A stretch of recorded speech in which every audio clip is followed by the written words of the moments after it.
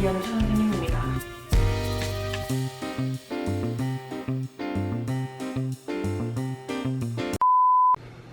여러분 안녕하세요. 경제수학의 이현주입니다. 지금 오늘은 배경이 좀 다르죠? 지금 글로벌 영양부 사무실에 있습니다. 네, 오늘 다른 선생님들이 나오지 않으셔서 사무실이 비어있는 관계로 또 새로운 환경에서 한번 찍어보게 되었습니다. 오늘은 그러면 경제수학 환율의 계산부터 들어갈 텐데요. 교과서에 몇 쪽이죠?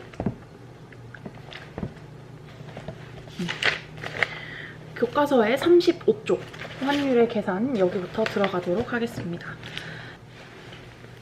네, 우선 환율을 우리 지난 시간에 많이 계산을 해봤죠.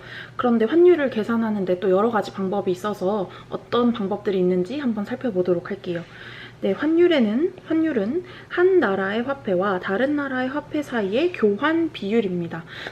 저번 시간에 말했듯이 뭐 1달러당 1,000원이라면 1달러당 1,000원 이렇게 교환을 하는 거죠. 각 다른 화폐들을. 그래서 환율을 표시하는 방법은 어느 통화 1단위를 기준으로 하냐에 따라 다릅니다. 예를 들어서 우리는 달러를 기준으로 하면 1달러당 1,000원 이렇게 하지만 우리나라 돈을 기준으로 하면 1원당 얼마죠? 1달러당 1,000원이니까 나누기 1,000을 하면 0.001 그쵸? 그러면 1원당 0.001달러 이렇게 표시하는 것이 우리나라 돈을 기준으로 했을 때겠죠. 그래서 기준이 뭐냐에 따라서 환율 표시 방법이 달라질 수 있습니다. 그래서 우리 그때 뭐뭐당 이렇게 붙이는 기준이 되는 통화를 기본 통화라고 합니다. 영어로 베이스 커런시라고 하죠. 베이스, 기준이 되는 것이죠. 그래서 1단위의 기준이 되는 통화고요. 그 다음에 가격 통화는 우리가 1달러당 1,000원이라면 그 1,000원에 해당하는 거 계속 바뀌는 거죠. 만약에 환율이 바뀌면 1달러당 1,000원이 될 수도 있지만 1달러당 1,200원, 1달러당 1,100원 계속 바뀌는 숫자죠. 그래서 그 기본 통화의 가격을 나타내는 통화 있고요. 그래서 기본 통화는 1달러당 얼마, 1달러당 얼마 했을 때 기본이 되는 1달러라는 것은 바뀌지가 않죠. 그래서 기본 통화는 고정 통화, fixed currency라고도 부르고요. 가격 통화는 계속 1달러당 1,000원, 1달러당 100원 위에 분자에 바뀌는 숫자이기 때문에 가격 통화 또는 계속 계산되기 때문에 계산 통화라고도 합니다. 환율의 표시에서는 기본 통화는 분모에 그러니까 밑에다가 기본이 되는 베이스, 뭐뭐당 하는 거 밑에 두시고 가격 통화는 분자에 표시합니다. 1달러당 1,000원, 1달러당 1,100원 위에 1,000원, 1,100원 분자에 오는 것들이 가격 통화입니다. 자, 그래서 환율은 기본 통화분의 가격 통화. 기본 통화와 가격 통화를 뭘로 정할지는 그거를 설정하는 사람의 마음이지만 어쨌든 환율은 기본 통화분의 가격 통화 이렇게 나타냅니다.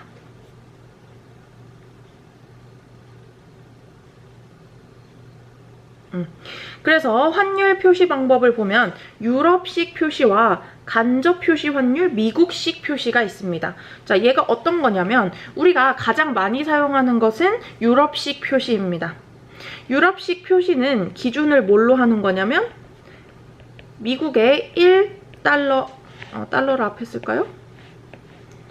1달러를 기준으로 합니다. 요게 유럽식 표시고요.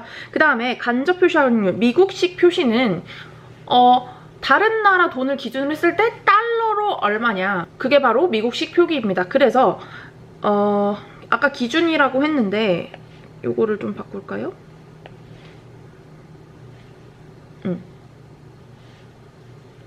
가격 통화.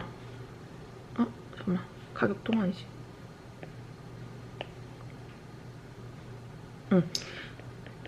기본 통화 또는 고정 통화가 미국 1달러를 기준으로 한 것이 유럽식 표기고요. 간접 표시 환율 미국식 표시는 우리 아까 유럽식 표시와는 정반대입니다. 미국식 표시는 미국식 표시는 가격 통화가 달러로 표시됩니다. 다른 나라를 기준으로 했을 때 미국 돈으로 얼마인지, 다른 나라를 기준 통화로 했을 때 다른 나라를 기본 통화로 했을 때 미국의 가격 통화는 얼마인지로 나타내는 것이 간접 표시 환율 미국식 표시입니다. 그래서 여기 특수 문자가 좀 빠졌는데 교환된다면 이거 예시 봅시다. 유럽식 표시. 미국의 1달러가 일본의 100엔과 교환된다면 1달러당 100엔인 거니까 달러당 일본의 100엔 이렇게 표시됩니다. 그래서 달러당 100엔으로 읽힙니다. 100엔 per 달러 이렇게 되죠. 그 다음에 미국식 표시는 정반대입니다. 자, 방금 했듯이 1달러당 100엔인데요. 그러면 반대로 1엔당은 얼마일까요? 100엔이 1엔이 되려면 곱하기 100분의 1이니까 달러도 100분의 1달러가 되겠죠. 그럼 얘는 0.01달러겠네요. 그래서 1달러당 100엔은 표시하면 1달러당 100엔 이렇게 표시되지만 1엔당 0.01달러는 1엔당 0.01달러 이렇게 되죠? 그러면 지금 유럽식 표시를 했을 땐 100엔당 달러였는데요. 얘를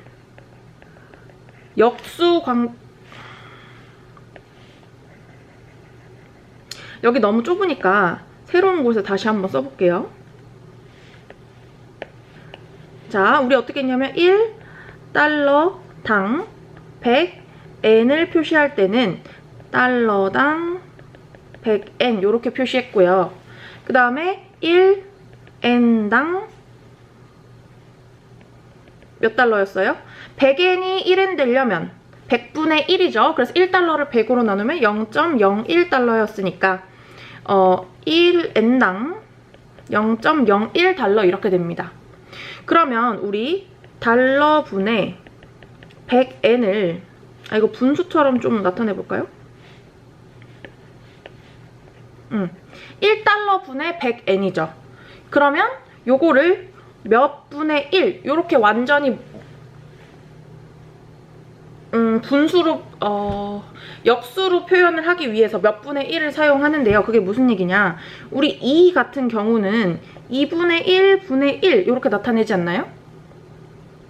그러면 요게 1이 1분의 1이니까 번분수 돼서 안에 거 곱하기 밖에 거. 그럼 1 곱하기 1분의 2 곱하기 1 돼서 2 이렇게 되는 거 계산할 줄 아시나요? 그래서 우리 어떤 그냥 숫자를 위에 분자가 1이 되도록 표현하려면 요거에 역수를 분모에 써주면 된단 말이에요. 그럼 얘도 모분의 1로 표현을 하려면 얘를 역수로 표시를 해주셔야 합니다. 그럼 역수로 표시하면 얘는 뭐가 됩니까? 달러 분의 100엔 이렇게 되죠? 맞나요? 그러면 우리 여기 분자에 숫자가 큰 걸 여기 분모에 1이 되는 거를 기준으로 한단 말이에요. 항상 1엔당 얼마, 1달러당 얼마를 가장 편리하게 생각하기 때문에 요거를 바꿔주려면 여기다가도 100분의 1, 여기다가도 100분의 1을 하면은 식의 변화 없이 갈 수 있겠죠. 그러면 얘는 약분하면 100, 100 약분이 되고 그러면 밑에는 n만 남고 요쪽은 0.01달러겠죠. 분의 1 됐나요? 그럼 봤더니 아까 우리 요거 어디서 봤었죠? 여기서 구해놓지 않았나요? 달러를 뒤에 써버렸네요. 뭐 어쨌든 그래서 이걸 보니까 이거는 무슨 표시예요? 달러당은 우리 유럽식 표시예요. 그런데 다른 통화당 몇 달러인지 보는 거는 미국식 표시예요. 자, 둘을 봤더니 지금 어떤 관계에 있나요? 둘은 무슨 관계? 미국식 표시에 역수를 했더니 유럽식 표시가 된 거죠. 그렇기 때문에 둘은 역수 관계에 있다고 생각하시면 됩니다. 그러니까 만약에 1달러당 10원이라면 그거에 역수를 하면은 1달러당 10원이라면 유럽식 표시가, 그럼 미국식 표시는 1달러당 10원? 1분의 10? 1분의 10의 역수는 뭐죠? 0.1이죠. 그러면 1원당 0.1달러 역수를 취해서 달러분의 원이었던 걸 원분의 달러로 나타낼 수 있구나. 무슨 얘기냐면, 아이고 1달러당 10원이었다. 그러면 이건 지금 1분의 10이니까 결국 10인 거죠? 그럼 그거에 역수 표시를 하면 10분의 1이니까 0.1이죠? 그렇기 때문에 이 역수 관계에 있는 게 누구야? 이거는 유럽식 표시. 그거의 역수 관계에 있는 것이 누구다? 미국식 표시. 미국식 표시는 1원당 몇 달러? 역수 관계 0.1달러. 됐나요? 자, 그러면 달러당 100원. 이거 중국 돈 위안화 단위죠? 달러당 100원이었다. 이건 지금 달러당이니까 유럽식 표시죠? 그러면 난 얘를 뭘로 나타내고 싶어? 미국식 표시, 간접 표시 환율로 나타내고 싶어. 그러면 얘는 지금 1분의 100이죠? 그럼 그거 역수 관계를 나타내면 100분의 1이니까 0.01이야. 그러고 원이랑 달러의 위치를 역수로 바꿔줘야 되죠. 그래서 1원당 0.01달러 이렇게 바꿔주시면 됩니다. 계산하는 거 어렵지 않죠? 다 역수로 바꿔주시면 유럽식 표시랑 미국식 표시가 달라진다. 유럽식 표시를 미국식 표시로 바꿔줄 수 있다. 반대로도 마찬가지고요. 네, 그러면 넘어가 보도록 하겠습니다. 자, 환율의 하락과 상승. 지난번에도 했어요. 지난번에 했던 내용 뭐였죠?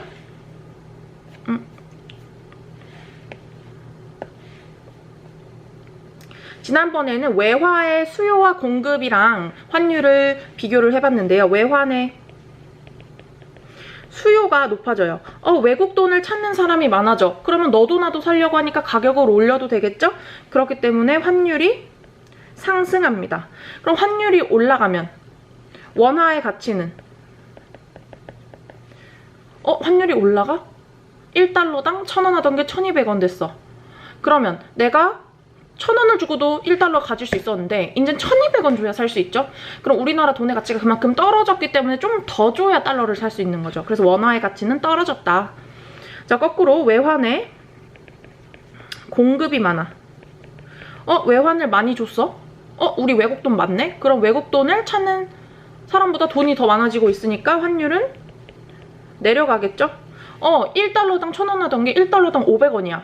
그러면 1,000원 주고 1달러 얻을 수 있었는데 이제 난 1,000원 주면 2달러 얻을 수 있죠? 그러면 원화의 가치가 올라갔다고 볼 수 있죠. 내가 똑같이 1,000원 냈는데 이 환율이 내려갔더니 2달러나 주니까 우리나라 돈의 가치가 올라갔다고 할 수 있죠. 요거 했었어. 자, 그런데 우리 환율이 오르는 거랑 환율이 내리는 거를 또 뭐라고 표현하냐면 환율이 올라? 그러면 우리 뭐였죠? 원화 가치가 하락했어. 환율이 내려? 원화 가치가 상승했어. 그러면 원화 가치가 하락한다. 우리나라 가치 하락해. 너무 슬프죠. 그래서 평가가 내려갔다. 우리나라 기준으로 평가가 내려갔다. 그렇기 때문에 평가, 절, 하 요렇게 표현을 하고요. 환율이 내려갔더니 우리나라 돈이 가치가 그러면 올라간 거죠. 우리나라 돈의 가치가 올라갔어? 평가를 높게 해줬구나. 그래서 평가, 절상. 네, 요렇게 이해하시고 외워주시면 되겠습니다. 평가절상, 평가절하. 우리나라 돈을 기준으로 평가가 올라갔냐 내려갔냐 요거 생각해 주시면 되겠습니다. 그래서 여기 봅시다. 여기 위에 이제 평가절상, 평가절하 잘 정리된 게 있고요. 환율의 변동에 따른 손익계산 봅시다. 환율이 낮을 때 원화가 강세죠. 환율이 낮아? 우리나라 돈의 가치가 올라갔어. 그러면 그때는 수입이 유리할까? 기업 입장에서는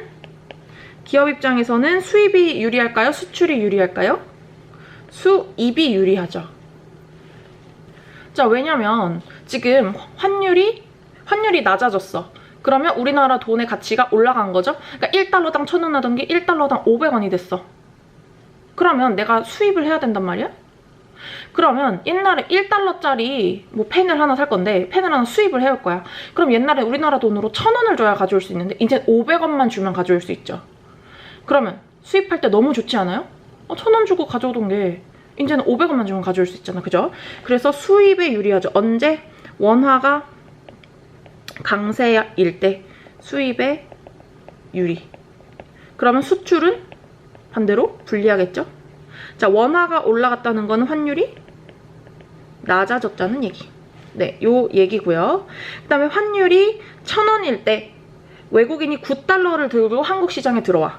자, 그러면 9달러를 들고 한국 시장에 들어오면 1달러당 1,000원이니까 이 사람은 9,000원을 우리나라에서 손에 들고 있었어.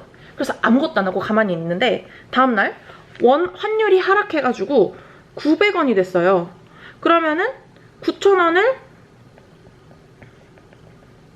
달러로 바꿔서 해외로 나가려고 치면 900원에 1달러니까 10배인 9,000원에 10달러겠죠? 그래서 9,000원을 10달러로 바꿀 수 있어. 세금을, 수수료를 이제 무시한다면 그러면 외국인이 9달러를 들고 들어왔다가 10달러를 갖고 나갈 수 있는 거네요? 그러면 이 외국인은 1달러를 가만히 앉아서 벌 수 있겠구나. 뭐 요 단적인 예로는 이렇게 예를 들 수가 있겠습니다. 그래서 환율은 경제활동 중에서도 외국과의 거래, 무역 쪽에 가장 큰 영향을 미치고 있습니다. 그래서 정리를 해보면, 자, 환율이 처음부터 해볼까요? 다시 외환의 수요가 늘어나 외국 돈을 찾는 사람이 많아. 그럼 환율이 많이 찾으니까 돈을 올리자. 환율이 비싸죠. 그러면 우리나라 옛날에는 1,000원 주면 살 수 있던 거 이제 2,000원 줘야 사네. 우리나라 돈의 가치가 너무 하락했다. 원화 가치가 떨어져요. 그러면 원화 가치가 떨어져? 그러면 이때 수입과 수출을 봤을 때 수입할 때는 환율이 올랐어? 원화 가치가 떨어졌어. 그러면 1달러당 1,000원을 하던 게 1달러당 2,000원이 됐어. 내가 외국에서 1달러짜리 펜을 사려고 하는데 옛날엔 1,000원 주면 됐는데 이제는 환율이 올라서 2,000원 줘야 살 수 있는 거죠. 그러면 수입은 불리하겠다. 사드려야 되는데. 그럼 반대로 수출은 유리하겠다. 자, 그 다음에 두 번째, 다시 외환의 이번엔 공급이 높아졌어. 외환이 많이 풀렸네, 외국 돈이. 그럼 환율은 떨어지겠다. 그러면 원화 가치가 상승하겠다. 맞죠? 그러면 우리나라 돈의 가치가 올라갔어? 그러면 또 이때 수입과 수출을 보면 어떻게 될까요? 환율이 떨어졌어. 1달러에 1,000원 하던 게 1달러에 500원이 됐네? 그러면 내가 외국에서 1달러짜리 볼펜을 사려고 하는데 옛날엔 1,000원 줘야 되는데 500원 줘야 돼. 수입을 지금 많이 해놓으면 좀 더 싸게 살 수 있겠네요. 그래서 수입에 유리하고 수출에 불리하게 되겠습니다. 이해되시죠? 그러면 37쪽에 예제 3번으로 넘어가 보도록 하겠습니다. 네, 어떤 회사원이 출장을 떠나기 위해서 회사로부터 지급받은 출장 예산이 600만 원이었다고 하자. 600만 원. 그런데 출장 예산을 받을 당시가 5월 10일이고 그때 환율이 1,000원, 달러당 1,000원. 해외 출장 떠나기 이틀 전 5월 25일에는 환율이 1,500원으로 상승했다. 환전 수수료를 고려하지 않을 때 다음 물음에 답하시오. 5월 10일에 출장 예산 600만 원을 가지고 몇 달러로 환전할 수 있을까? 자, 1달러당 1,000원일 때 1, 2, 3, 4 600만 원은 몇 달러일까? 그러면 내항의 곱은 외항의 곱과 같다. 그러면 1,000x는 6000000이니까 공세개, 공세개 지우면 X는 6,000달러. 6,000달러로 환전을 할 수 있겠네요. 자, 그러면 다음 페이지로 넘어가서 이번에는 5월 25일에 출장 예산 600만 원을 가지고 환전을 한대. 아까 1,500원이었죠, 환율이? 5월 25일에. 그러면은 이번 거꾸로 써볼까요? 1,500원이 1달러일 때 600만 원은 몇 달러일까? 어머. 여기가 땡땡이죠? 그러면 내항의 곱과 외항의 곱은 같다. 1,500x는 6,000,000. 그러면 00 지우고 6,000,000 나누기 15 하면 5, 4, 20, 60 하면은 여기 000 자리 나니까 000. x는 4,000달러. 와, 손해가 많이 나네요. 여긴 6,000, 여긴 4,000. 그래서 환율이 굉장히 중요한 겁니다. 돈의 단위가 커질수록 환율이 정말 어마무시합니다. 점점 그 갭이 커지기 때문에. 네, 다음은 환율의 증가와 감소 가겠습니다. 이건 PPT에만 있는 자료고요. 온라인 과제에도 있으니까 반드시 필기 잘 해서 과제하도록 합시다. 네, 지금 여기 표를 보면 1998년과 2008년에 우리나라의 원달러 환율이 크게 상승하였다라고 하네요. 원달러 환율이 크게 상승하여서 달러당 우리나라 돈의 환율, 우리가 보통 보는 미국 돈 환율이죠. 이 크게 상승하였다. 1998년 이때네요. 2008년 요때죠. 1998년. 네, 1998년과 2008년에 무슨 일이 있었나요? 일단 1998년에는 우리나라에 잘 알고 계시는 IMF가 있었고요. 2008년에는 2008년 금융위기가 있었습니다.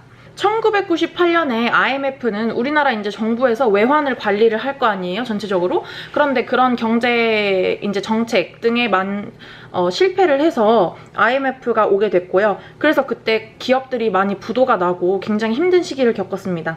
그리고 2008년 금융위기는 미국에서부터 나왔는데요. 보통 미국 증시가 내리거나, 그러니까 미국의 경제 상황이 안 좋아지면 그냥 전 세계의 상황이 안 좋아져요. 왜냐면 전 세계에서 돈을 가장 많이 소비하는 나라가 이제 미국이거든요. 그러면 미국에서 경제가 안 좋아지면 미국이 돈을 안 쓴단 말이에요. 그러면 우리는 뭐 물건을 계속 생산하는데 돈으로 사갈 사람이 없어. 그러니까 전체적으로 이제 나비 효과처럼 이 경제가 전 세계적으로 안 좋아지는 거예요. 그렇기 때문에 2008년 금융위기 때는 미국에서 이제 무슨 일이 있었냐면 주택담보대출 해주잖아요. 집이 있는 사람한테 이 사람은 집이 이만큼 있으니까 상환을 할 수 있을 것 같기 때문에 돈을 그만큼 이제 빌려준단 말이에요. 그런데 그거를 이제 너무 많이 해주다 보니까 그 주택의 그 버블 현상, 너무 집값이 뻥튀기 돼 있는 게 버블이 이제 가라앉으면서 이제 미국 경제가 많이 악화되게 되었습니다. 그래서 그때 환율이 또 오르게 되었겠죠. 경제가 어려우니까. 그래서 환율의 증가와 감소 때문에 수출, 수입 이런 것이 굉장히 많은 관련이 있는데요.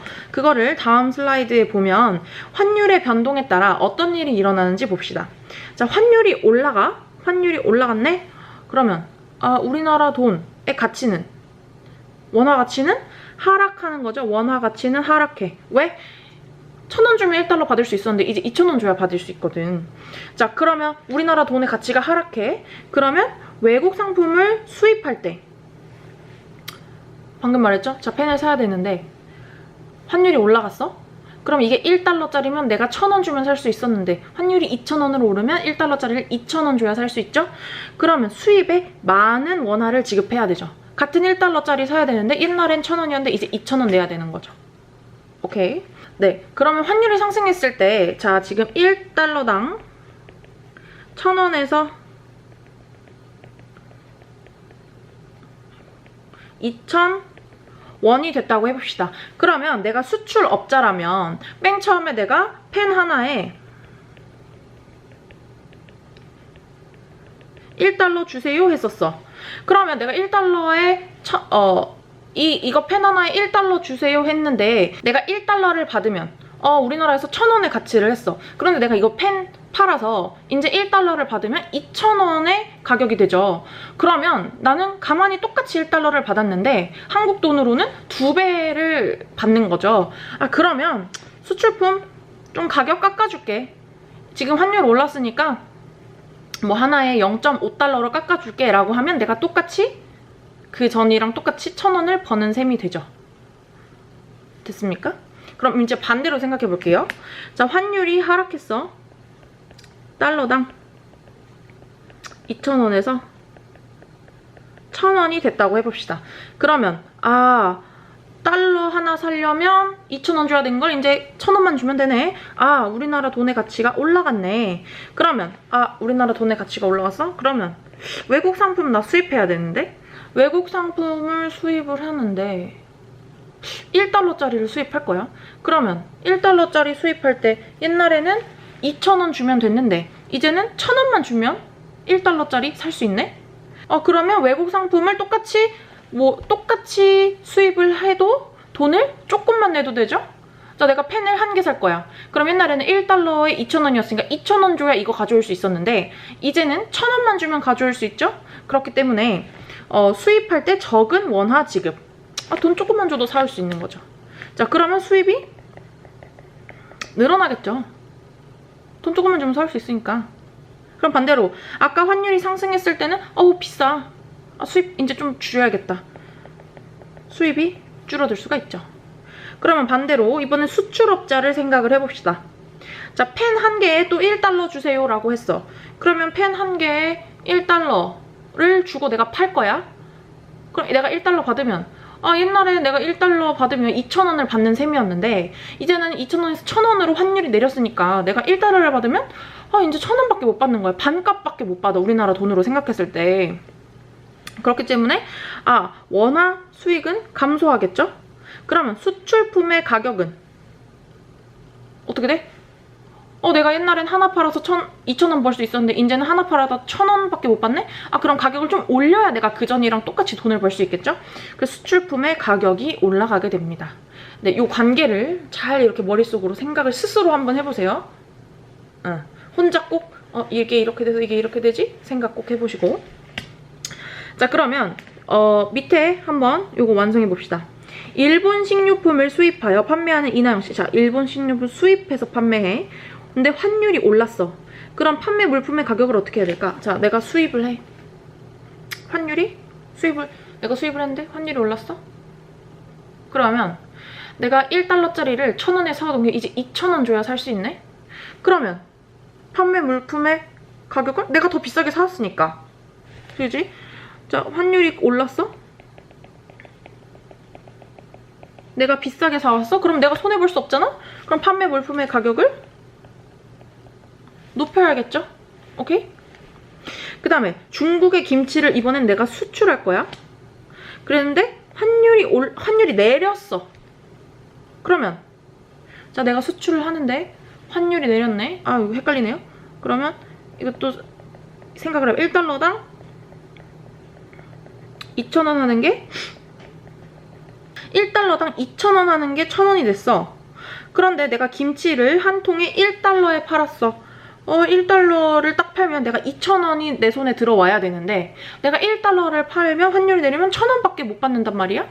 그러면 내가 김치 가격을 조금 높여야 내가 그전만큼 벌던 만큼 벌 수 있겠네? 그래서 김치의 가격을 높여야 내가 손해를 안 봅니다. 자, 그리고 미국의 자동차 수출해. 근데 환율이 올랐어. 내가 수출해. 환율이 크게 올랐어. 그러면 1달러가 1,000원 하던 게 2,000원이 됐어. 근데 자동차 하나에 1달러야. 그러면 내가 1달러 받고 팔면 옛날에 1,000원이 내 손에 들어왔는데 이번에는 2,000원이 내 손에 들어오는 거죠. 환율이 올랐으니까. 그러면 내가 똑같이 1달러에 팔아도 내 손에 2,000원 들어오네?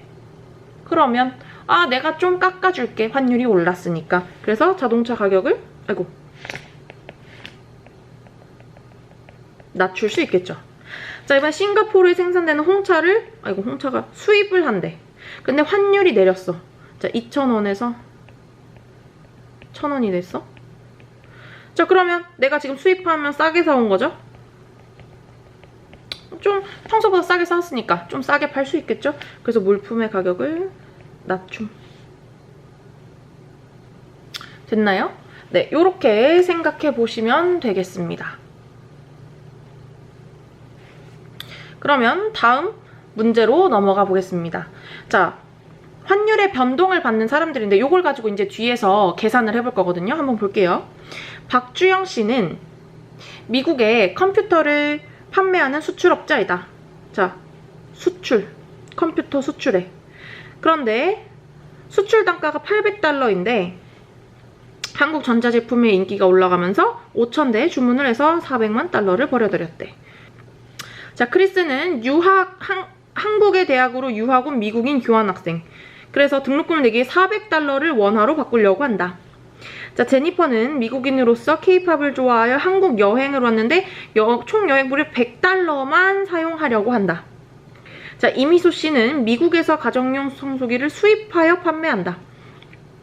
한 대당 500달러이고 1000대를 계약하여 550만 달러를 수입대금으로 송금하여야 한다. 그 다음에 김다준 씨는 우리나라 외국계 은행에서 일하고 있는 회사원이다. 김다준 씨가 일하고 있는 은행은 월급을 달러로 지급하는데 3,000달러를 월급으로 입금하였다. 자, 그러면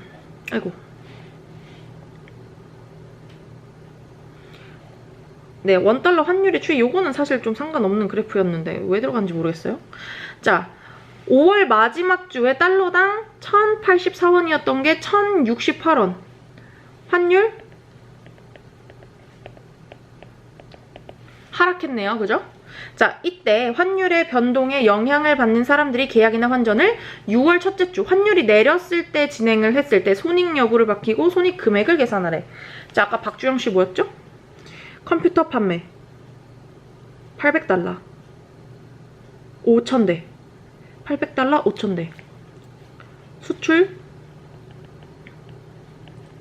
800달러 5,000대 컴퓨터였고요. 자, 크리스는 누구였어? 등록금 내기 위해 4,000달러를 원화로 바꾸려고 해. 뭐였죠? 등록금 4,000달러 한국돈 원화로 바꿀 거야. 자, 제니퍼 씨는 미국인으로 케이팝 쪽에서 한국 여행 와서 100달러 사용. 한국 여행 와서 100달러 사용할 거야. 이거를 잘 봐야 돼요. 헷갈려. 이미소 씨는 미국에서 가정용 청소기 수입해서 500달러 1,000대. 수입해서 판매하는데 500달러 1,000대. 자, 김다준 씨는 월급 3,000달러를 받는데 우리나라에서 월급. 근데 이 사람이 우리나라에서 사니까 우리나라에서 생활을 하려면 3,000달러를 원화로 바꿔서 생활을 해야겠죠. 자, 그러면 이제 어떻게 되는지 한번 봅시다. 자, 지금 환율 하락 중이에요. 내가 수출을 할 건데 환율이 내려. 환율이 하락했어? 2,000원에서 자, 쉽게 2,000원에서 1,000원이 돼. 그럼 똑같이 나는 얘의 가격을 800달러로 정했는데 내가 옛날에는 800달러로 팔았으면 800달러 곱하기 2,000원 해서 그만큼을 받았는데 이제 환율이 내렸으니까 800달러 곱하기 1,000원 해서 받는 거죠. 그러면 내가 그만큼 돈을 못 받는 거네. 원화로 생각하면. 그죠? 맞나요? 조금 더 쉽게 해볼까? 하나에 자동차는 1달러야. 1달러가 2,000원에서 1,000원으로 환율이 하락했어. 그럼 내가 1달러를 팔면 2,000원 벌 수 있었는데 1달러를 팔면 1,000원으로 내가 내 손에 들어오는 한국 돈이 너무 적어졌어요. 그러면 내가 5월 아니고 6월에 팔면은 손해다 이익이다? 손해죠. 그만큼 돈을 못 벌어와. 네, 선생님이 지금 크리스를 잘 생각해보니까 등록금을 달러로 받을 것이냐, 원화로 받을 것이냐, 돈을 바꿔서 낼 것이냐, 그냥 낼 것이냐 고민을 해보니까 너무 복잡해요. 그래서 크리스는, 크리스는 빼고 가도록 하겠습니다. 아우, 얘 너무 복잡해. 하지 맙시다. 생각하는 거에 따라 달라지기 때문에 빼고요. 자, 이번에 제니퍼는 한국 여행을 할 때 100달러를 사용을 한대요. 그러면 나는 무조건 100달러만 딱 사용을 할 거예요. 그러면은 제니퍼는 100달러를 가지고 와서, 자, 지금 환율이 하락해서 2,000원짜리가 1,000원이 됐어? 그러면은 내가 제니퍼가 지금 1달러가 있다고 생각을 해보자. 그럼 1달러가 있는데 환율이 2,000원일 때는 1달러 쓰면 2,000원 쓴 셈이 되죠? 그런데 환율이 내려가서 1,000원으로, 그럼 내가 1달러를 쓰려면 과자 사 먹을 때 과자가 2,000원인데 옛날에는 과자 사 먹을 때 1달러를 내면 2,000원짜리 과자 하나 사 먹을 수 있는데 이젠 1달러를 사용하면 과자 2개 사 먹을 수 있죠. 그러면 제니퍼는 환율이 떨어져야 이익이겠네요. 맞나요? 그 다음에 이 미소 씨는 수입으로 수입을 해서 아까 청소기 판다 그랬나요? 500달러짜리를 1,000대를 수입할 거야. 그러면은 하나에, 자, 또 1달러짜리 수입했다고 칩시다. 그러면 1달러짜리 사오려면 2,000원이 들었는데 이제 1,000원만 드리면 되네? 오, 이익이야. 싸게 사올 수 있어.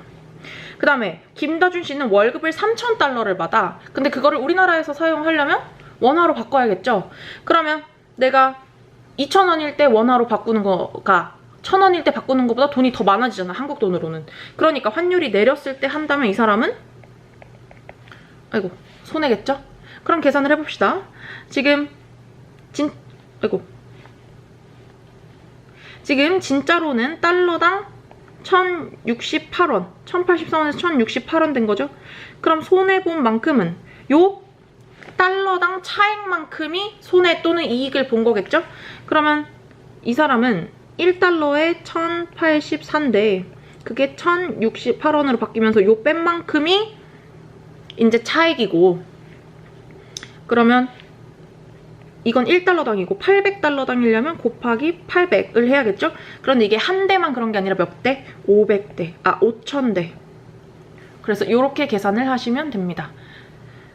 이만큼이 손해인 거고요. 자, 제니퍼는 100달러 사용한다고 했으니까 1,084 빼기 1,068 곱하기 100만큼이 이익이겠고, 이미소 씨는 1,084 빼기 1,068 곱하기, 이건 1달러당 손해 또는 이익이고 500달러짜리를 몇 개? 1,000대. 그 다음에 김다준 씨는 1084 1068 차액만큼을 손해를 보는데 얼마? 3,000달러만큼. 이렇게 계산해 주시면 되겠습니다. 그래서 요거 2번도 이거 크리스 빼고 한번 숙제로 해오시길 바랍니다. 그래서 환율의 하락과 상승 정리해 보겠습니다. 자, 수출은, 자, 환율이 내려가.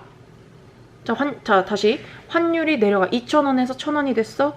그럼 내가 갖다 팔 거야. 1달러짜리를 팔면 옛날에 2,000원 남았던 게 이제 1,000원 남아. 그럼 수출은 감소하겠죠. 좀 나중에 팔자. 환율 오르면. 자, 환율이 올랐다. 그러면 내가 비싸게 팔 수 있다. 수출 증가하겠죠. 자, 환율이 내려가. 그럼 내가 싸게 사올 수 있죠. 수입 증가. 반대로 환율이 올라가. 그럼 내가 비싼 돈에 사와야 돼. 수입 감소할 겁니다. 그러면 국내 물가는, 자, 환율이 내려가면, 자, 환율이 내려간다는 건 뭐예요? 자, 환율이 내려가. 원화 가치가 상승한다는 거죠? 그럼 우리나라 돈이 가치가 있어졌네? 그럼 국내의 물가는 안정되겠죠. 그 다음에 환율이 상승한다? 원화 가치는 하락한다는 거죠? 그러면 우리나라 물가는 좀 상승하겠죠. 왜냐면 환율이 상승하면 원화 가치가 하락하기 때문에 국내는 물가가 점점 올라가게 되겠죠. 자, 외자 도입 기업. 자, 외자 도입 기업이 뭐죠? 외자, 외국 자본. 외국 자본을 도입하는 기업이라는 거죠. 외국 자본을 들여오는 기업? 자, 그러면 외국 자본을 투자를 받았다는 얘기예요. 자, 니네 일 열심히 해. 내가 1,000만 원 딱 투자를 했어. 그러면은 그 사람들이 그냥 1,000만 원 먹고 땡이에요? 그러면 투자를 받았으니까 그 돈으로 열심히 돈을 벌어서 얼마만큼의 수익을 투자자한테 1,000만 원이랑 다시 갚아야 되죠. 그게 바로 뭐 굳이 빨간색으로 쓸 필요는 없고 원금 상환이죠. 내가 그 사람한테 투자받은 돈을 다시 갚아줘야 된단 말이야. 그러면 외국 자본을 쉽게 1달러를 투자를 받았어. 그럼 내가 다시 1달러를 갚아줘야 되죠. 그런데 환율이 지금 2,000원에서 1,000원으로 하락했어. 그럼 내가 2,000원을 벌어서 1달러를 갚아야 된 게 환율이 내려가면 1달러를 벌어서 아니죠. 옛날에는 2,000원을 벌어서 1달러를 갚아야 되는데 이제는 환율이 내리면 1,000원만 벌어도 1달러를 갚을 수 있겠죠. 그럼 원금 상환의 부담이 경감 내려가겠죠. 그런데 내가 1,000원 하던 게 환율이 2,000원으로 상승했어. 그러면 내가 돈을 갚아야 돼. 원금을 상환해야 돼. 그러면 원금을 상환하는데 돈을 1,000원만 벌면 1달러 갚을 수 있었는데 이제 2,000원이나 벌어야 1달러밖에 못 갚아. 원금 상환 부담이 증가하겠죠. 이해되십니까? 네. 천천히 요 관계를 잘 생각해 보시기 바랍니다. 자, 그러면 드디어 환율은 요게 이제 마무리였고요. 세금으로 넘어가 보겠습니다.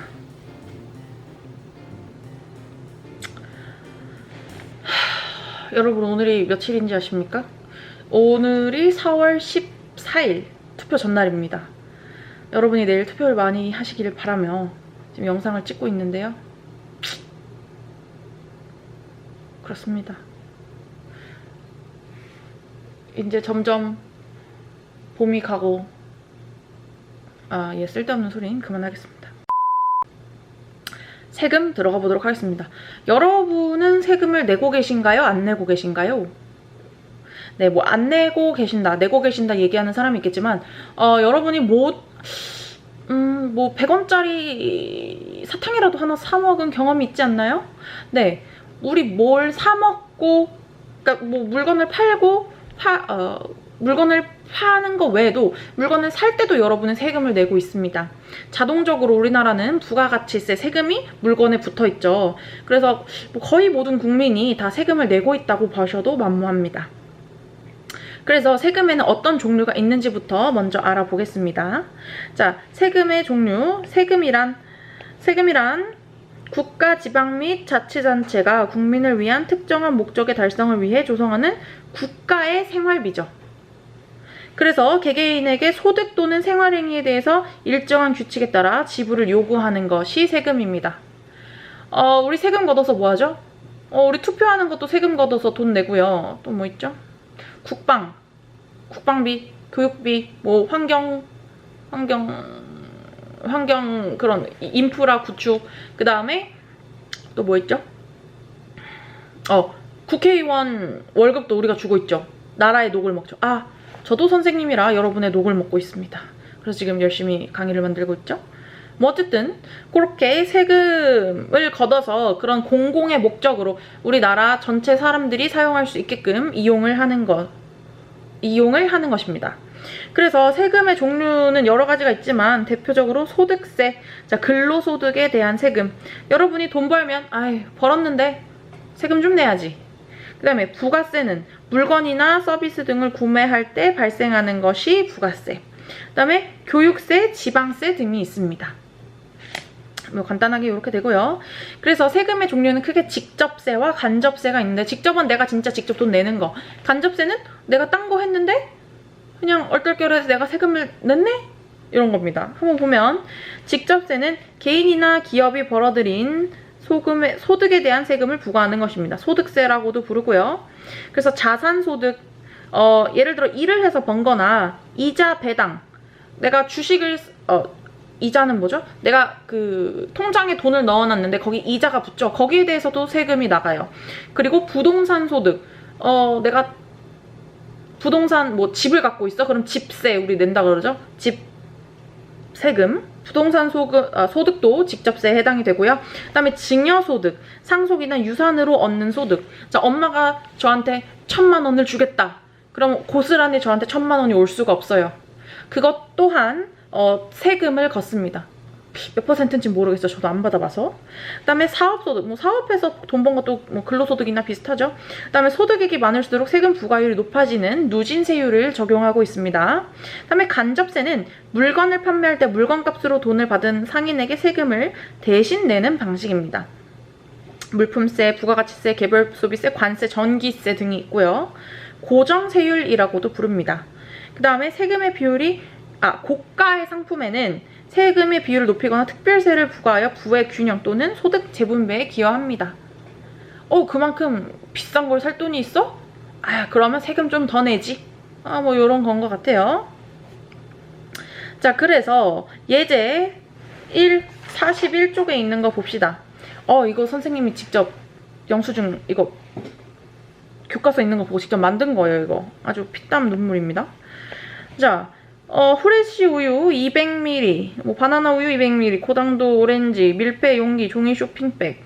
자, 이런 거 보고 물품 부가가치세는 물품 가격에 몇 % 부과되었는지 확인해 보래요. 미국 오렌지는 부가가치세 면세 품목이네요. 면세되네요. 미국 오렌지. 자, 그러면 지금 과세 물품, 과세 물품은 뭐냐면 부과하다, 세금, 물품, 세금을 부과하는 물품.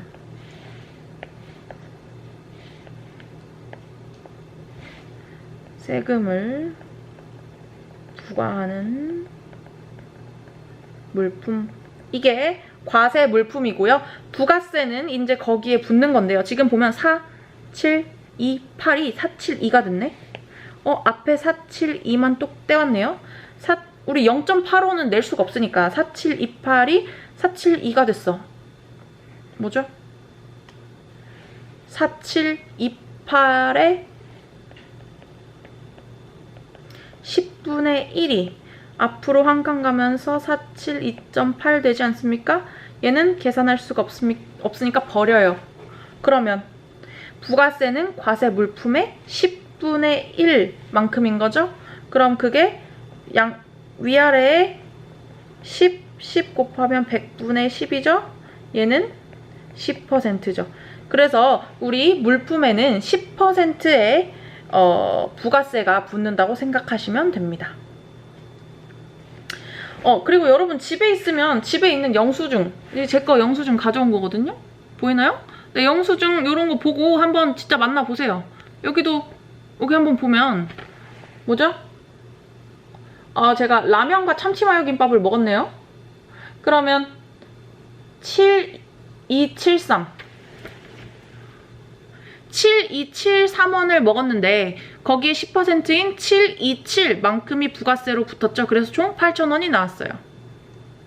됐나요? 자, 요렇게 우리가 모두 사 먹고 이런 것에는 부가세가 붙어있다고 생각하시면 됩니다. 심심할 때 한번 영수증 뒤져보세요. 자, 그러면 넘어가겠습니다. 세금의 종류. 거의 다 왔어요.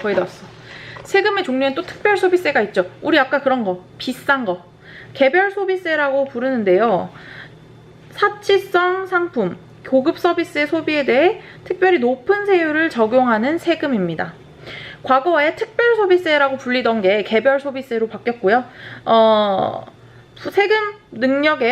세금 부담 능력에 관계없이 특정 과세 대상이 소비에 대해 세금을 부과하는 겁니다. 세금을 많이 부과하면 소비가 줄어든다는 원리에서 착안해서 만들었다고 하네요. 명품 같은 거 있잖아요. 되게 비싼 거. 그런 것도 이제 세금이 엄청 많이 붙어 있는 건가 봐요. 그래서 건전한 소비 생활을 유도하고요. 그 다음에 에너지 전략, 환경 오염 방지 등의 목적으로 또 사용하는 곳도 있다고 합니다. 그래서 또 다른 목적으로는 국가의 세금을 늘리기 위한 특별한 상품에 한해서 특별세를 부과하기도 함. 예를 들어 담배, 인삼 이런 것들에 특별 소비세를 붙인다고 합니다. 네, 예제 2 42페이지에 있습니다. 예, 이 표도 또 선생님 또 다 만들었습니다. 담배세 인상으로 한갑당 국민건강증진 부담금이 354원에서 841원으로 증가하면서 2015년 한 해에만 8,473억의 부담금이 더 증가했다. 인상 후 금연지원 서비스 사업에 쓴 예산은 부담금 증가분의 1,475억 원으로 나타났다. 부담금 전체 증가분을 기준으로 정부가 순수하게 국가 금연 지원 사업에 쓴 예산은 몇 %인가? 그리고 이것은 담배 부담금 전체의 몇 %인가? 반올림하여 소수 첫째 자리. 자, 얘는 뭐죠? 포스터 같은 걸 잘 보셔야 되는데 여기 숫자가 써 있어요. 요걸 잘 보셔야 돼. 단위는 억원입니다. 자, 지금 담배 부담금의 연도별 수입을 나타냈어. 담배 부담금. 자, 담배 부담금이 354원에서 841원으로 올랐네요. 그러면서 2015년 한 해에만 8,473억의 부담금이 더 증가했대요. 플러스 8,473억. 이게 2015년? 2015년.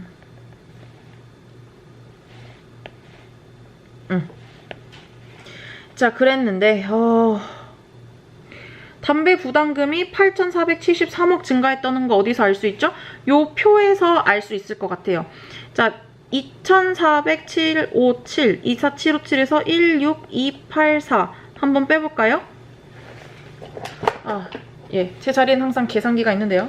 24757 빼기 16284 뺐더니 8473 보이나요? 8473? 예, 8473억. 이거 다 단위가 억이었죠? 그래서 지금 증가분이 8473억인데 자, 지금 아까 뭐라 그랬냐면 문제에서 순수하게 국가 금연 지원 서비스 사업에 쓴 예산은 부담금 증가분의 1,475억이라고 했어요. 그러니까 1475 맞죠? 요 증가분에서 이것에서 1,475억을 금연 지원 서비스에 사용을 했다는 얘기예요. 그러면 순수하게 그러면 부담금 전체 증가분을 기준으로 전체 증가분 얘잖아. 8,473억을 기준으로 국가 금연 지원 사원금에 쓴 예산은 몇 %인가? 그러니까 8,473억에서 1,475억은 몇 %를 차지하는가? 이렇게 계산해주면 되겠죠? 그럼 계산해보면 억은 약분하고 이것도 계산기로 두드려 보겠습니다. 1475 나누기 8473 곱하기 100을 하면 17.40827 땡땡땡인데 소수 첫째 자리까지 구하여라 했으니까 이거 첫째 자리 아니네. 첫째 자리까지 구하여라 했으니까 얘는 약 17.4% 요렇게 되겠네요. 17.4%를 이루고 있고요. 그 다음에 이것은 담배 부담금 전체의 몇 %네요. 자, 우리 아까 담배 부담금이 2015년에 얼마예요? 24757억 중에서 담배 금연 서비스에 사용한 것이 1475억이죠. 요것도 몇 %인지 나타내보래. 또 계산기 두드리겠습니다. 1475 1475 나누기 2, 4, 7, 5, 7 곱하기 100 하면은 5, 9, 5, 7, 9 땡땡땡땡 이렇게 나오네요. 자, 그러면 얘는 5.9579 이렇게 나오니까 반올림하여 소수 첫째 자리까지 구하랬으니까 반올림하면 대략 5.6%가 나오겠습니다. 계산하는 거 어렵지 않죠? 네, 계산기 사용하셔도 됩니다.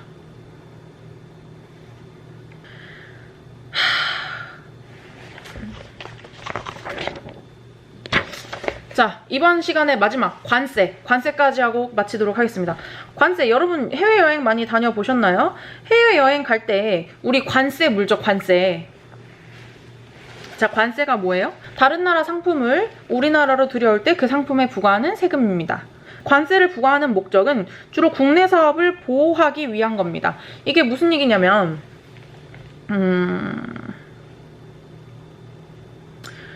그런 거죠. 똑같은 사과가 있어요. 그런데 사과를 수입하려고 해. 근데 수입 사과가 너무 싸. 뭐 미국은 대량으로 막 몇천 평, 몇만 평을 막 농사를 지을 수 있잖아요. 훨씬 싼 값으로. 그렇기 때문에 그냥 그 사과를 그 싼 값에 들여오면 우리나라 사과 농장 다 망해요. 그러면 외국 거 싼 거 들여와서 그냥 먹으면 되지. 왜 뭐가 문제야? 라고 하지만 그러면 갑자기 내년에 미국 수입산 사과를 들여와서 우리나라 사과 농장이 싹 망했어. 그래서 뭐 외국 거 사 먹으면 되지 이렇게 신나하고 있는데 갑자기 미국에서 사과 농장에 막 해충이 생겨서 엄청 사과값이 올랐어요. 그러면 우리나라는 이제 옛날에는 우리나라에서 농사를 하고 있었으면 우리나라 농사 지은 걸로 먹으면 되는데 이제는 미국에서 수입할 수밖에 없는데 그게 엄청 비싸? 그럼 엄청 비싼 돈을 내고 우리는 피를 봐야 되는 거죠. 물론 사과는 과일이니까 안 먹으면 되지만 우리 주식인 쌀을 생각해봐. 외국산 쌀 엄청 싸다고 들여와서 우리나라 농사 다 망했어. 그런데 만약에 지금처럼 코로나 때문에 외국에서 일할 사람이 없어가지고 외국의 쌀값이 엄청 올랐어요. 그러면 우리는 쌀이 주식이기 때문에 엄청 비싼 값이지만 우리나라 농사가 다 망했기 때문에 우리나라 이제 농장이 다 미국이 너무 싼 값에 팔아서 다 망했기 때문에 미국에서 울며 겨자 먹기로 엄청 비싼 값에 쌀을 사 먹을 수밖에 없어. 그럼 우리나라 경제는 전체적으로 다 어려워지겠죠. 그렇기 때문에 외국 물자가 좀 더 싸고 좋더라도 우리나라 산업을 조금 보호할 필요는 있습니다. 너무 과보호하지 않는 선에서. 왜냐면 또 너무 그렇게 보호해버리면 우리나라 사람들이 또 우리나라 시장을 너무 봉으로 알고 자기들 맘대로 비싸게 책정하고 이럴 수도 있잖아요. 예, 그렇기 때문에 적당히 관세를 부과하면 그렇게 우리나라 산업을 보호하는 역할이 될 수 있다. 그렇습니다. 그래서 요즘엔 또 너무 글로벌 시대잖아요. 해외 직구도 하고 그렇기 때문에 또 국가 간 관세를 없애고 자유경쟁 시장 원리로 흐르는 것이 요새 좀 추세예요. FTA 많이 들어봤어요, 여러분? FTA? 한국말로 자유, 무역, 협정. 약자는 뭔지 아나요? 말 그대로 자유, 무역, 협정이에요. Free Trade Agreement. 네. 누가 FTA 물어보면 Free Trade Agreement다 얘기해 줄 수 있길 바랍니다. 예, 자유무역협정. 그래서 공짜로 관세 없애고 공짜는 아니지만 관세를 공짜로 해주는 자유무역협정이죠. 그래서 선생님이 좀 찾아봤는데요. 굉장히 많은 국가와 FTA를 하고 있더라고요. 보니까 뭐 중국, 인도, 저기 캐나다, 미국, 멕시코 여기 초록색인 부분은 협상 중이고 보라색은 서명은 일단 됐고 빨간색 나라들은 이제 하고 있는 나라네요. 그래서 우리 아까 영수증 봤을 때 기억나요? 영수증 봤을 때 우리 고당도 오렌지, 미국산 오렌지는 별 딱 붙어가지고 부가세 면세 품목 세금 안 받은 거 기억나요? 예, 그게 바로 FTA 때문에 세금이 안 붙었습니다. 그래서 우리 관세 계산하는 어플이 또 있대요. 요 계산기 이것도 제가 만들었습니다. 예. 그래서 지금 1230달러짜리를 딱 샀어. 그랬더니 요거를 이제 그 당시 환율을 계산해서 그 세금을 부과할 가격, 과세 가격이 이게 얼마야? 146만 381원이란 걸 알려줬고요. 여기에 관세가 8% 붙습니다. 요거 8% 계산한 게 요건가 봐. 그러면 요거에 부가세 10%는 어디다 붙냐? 요거의 10%라면 뒤에서 1 떼고 1460381일 텐데 1577221이네요? 그 이유는 뭐냐? 과세 가격 플러스 관세 한 거의 10%가 부가세입니다. 그러니까 원래 물건 가격이랑 관세 합친 거에 10%로 부가세를 또 내는 거야. 자, 또 계산기 두드려 볼게요. 1460381 더하기 관세 가격 116831 했더니 1577212가 나오네요. 그럼 여기에 10% 0.1 곱하면 157721.2가 나와요. 157727.2. 거기에서 얘는 올림을 했나봐요. 그래서 157721 부가세 가격 나오죠? 예. 부가세는 과세 가격에 관세 가격 더해서 그것의 10%. 오케이? 예.